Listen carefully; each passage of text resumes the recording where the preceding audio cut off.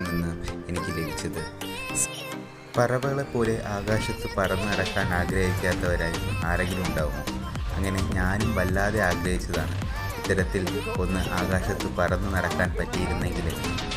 ആദ്യമായിട്ടുള്ള paragliding യാത്രയാണിത്. അതുകൊണ്ട് തന്നെ നല്ല പേടിയുണ്ടായിരുന്നു. എന്നാൽ ആ ആ ഒരു ആദ്യത്തെ ആ ഭയപ്പാടെല്ലാം ഈ ഈ തുടക്കത്തിന് ശേഷം എനിക്കുണ്ടായിരുന്നില്ല എന്നുള്ള സത്യമാണ്. കയറി കഴിഞ്ഞപ്പോഴത്തേക്ക് സാധാരണ എനിക്കൊരു ഫ്ലൈറ്റ് കയറിയതുപോലത്തെ ഒരു അനുഭവം മാത്രമാണ് തോന്നിയത്. പക്ഷേ കാഴ്ചകളെന്ന് പറയുന്നത് ഒരു വല്ലാത്ത അനുഭവമാണ്. ഈ ക്യാമറയ്ക്ക് പകർത്താൻ പറ്റുന്നതല്ല യഥാർത്ഥത്തിലുള്ള അനുഭവം എന്ന് പറയുന്നത്. ഒരു 5 മിനിറ്റ് ഫ്ലൈയിങ്ങിന് വേണ്ടിയിട്ട് ചിലവഴിച്ചത് 3000 രൂപയാണ്. ഈ 5 മിനിറ്റിൻ്റെ മെമ്മറീസ് എന്ന് പറയുന്നത് ലൈഫ് ലോങ് മെമ്മറീസാണ്. ഇതിനൊരു 3000 രൂപ എന്നുള്ള മൂല്യത്തിന് അടിസ്ഥാനപ്പെടുത്താൻ കഴിയുമോ എന്നൊന്നും എനിക്കറിയാൻ പാടില്ല. പക്ഷേ ഈ ഒരു കാഴ്ച, ഇതിൻ്റെ മേളിൽ നിന്നുള്ളൊരു കാഴ്ച, അത് ഒരു വല്ലാത്തൊരു അനുഭവമാണ്. ജീവിതത്തിൽ ഒരിക്കലെങ്കിലും ചെയ്യണം. ഇതിപ്പം സാപുതാര ഹിൽ സ്റ്റേഷനാണ്. ഇത് ഗുജറാത്തിലെ ഒരേ ഒരു ഹിൽ സ്റ്റേഷനാണ് സാപുതാര ഹിൽ സ്റ്റേഷൻ. അവിടെ മലകൾക്ക് ഇടയിലൂടെയുള്ള യാത്രയാണിത്.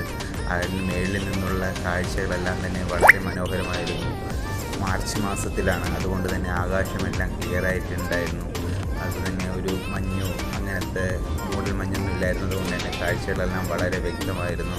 താഴത്തെ ലേക്കും മലകളും താഴത്തൂടെ പോകുന്ന എന്താ പറയുക, നമ്മൾ ഫ്ലൈറ്റിൽ നിന്ന് കാണുന്ന കാഴ്ച പോലെയല്ല.